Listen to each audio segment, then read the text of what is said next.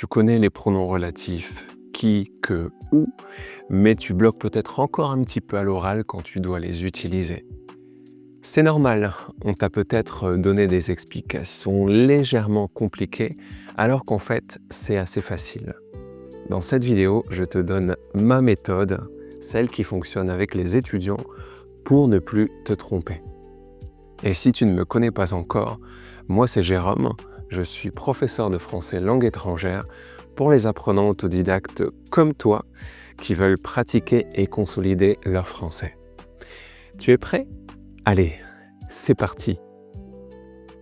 Petit rappel avant de commencer, c'est quoi un pronom relatif? Alors, je vais te donner un exemple. Si j'ai deux phrases avec un mot qui se répète, j'ai un cheval, mon cheval est noir. On va éviter cette répétition en collant les deux phrases ensemble grâce à un pronom relatif. J'ai un cheval qui est noir. C'est beaucoup mieux, n'est-ce pas? Et je te propose une méthode qui va t'aider à choisir entre qui, que et où et qui fonctionne dans 99,99% des cas. Alors pourquoi t'embêter? Utilise cette méthode toute simple. Si le pronom relatif est suivi d'un verbe, directement d'un verbe, alors tu mettras qui. J'ai un ami qui habite à Lille. Tu vois bien, après qui, on a le verbe habiter, habite. C'est une phrase qui va t'aider. On a le verbe va aller juste après le pronom relatif.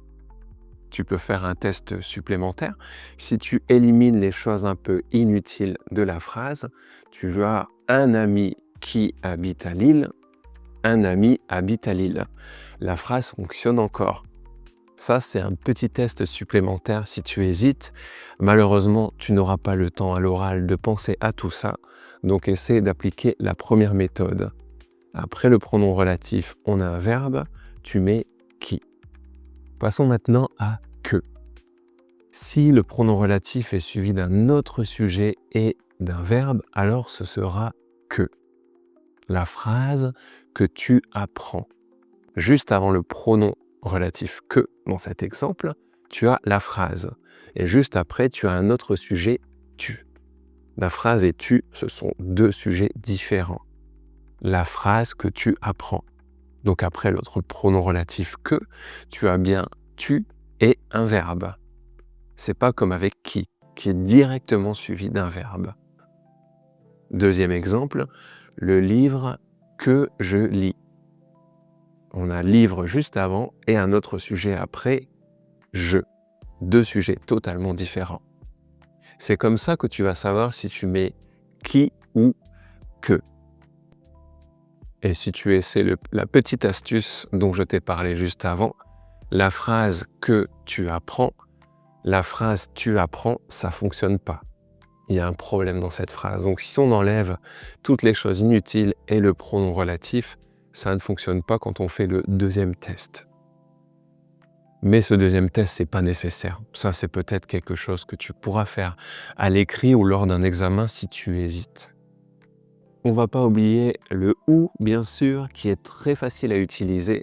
En français, on l'utilise pour deux choses, les lieux et le moment.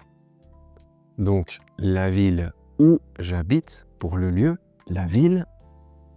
L'année où j'ai commencé à apprendre le français pour le moment, l'année. Est-ce que c'est clair pour toi? Ça, c'est la partie la plus facile, le « où ». Je te propose de faire un petit quiz pour vérifier que tu as bien compris. Il y a 3 questions. Tu dois avoir 3. La série pronom relatif « je regarde ». Alors, tu mets quoi? Qui, que ou où? La série « que je regarde ». Parce qu'on a la série, le pronom relatif et un autre sujet. La série que je regarde. Un ami, pronom relatif, parle vite. Alors, on met quoi cette fois-ci? Un ami qui parle vite. Parce qu'on a un ami, le pronom relatif est directement le verbe. On met donc qui. Le pays, pronom relatif, j'aimerais vivre. Attention, dernière question. On met où? Parce qu'on remplace un lieu, le pays où j'aimerais vivre. Alors, tu as eu combien? Dis-moi ça en commentaire. J'espère que tu as eu 3 sur 3. Donc, retiens bien qui suivi directement d'un verbe, que suivi d'un sujet plus un verbe, ou pour remplacer le lieu ou le moment. Voilà, c'est tout pour cette vidéo. Avec cette méthode, ça devrait t'empêcher de bloquer ou de faire des erreurs. Je tenais à faire cette vidéo que j'avais déjà faite auparavant parce qu'il y a vraiment beaucoup de problèmes avec ce qui et que. Et c'est normal parce que la plupart des personnes venant de l'anglais ou de l'espagnol ont des pronoms relatifs qui fonctionnent de façon différente. Si tu as aimé cette vidéo, n'oublie pas de laisser un petit like et n'hésite pas à écrire un exemple en commentaire. Je vais regarder, te féliciter si c'est correct et te corriger pour t'aider si c'est pas correct. Je te dis à très vite. Salut, bye bye.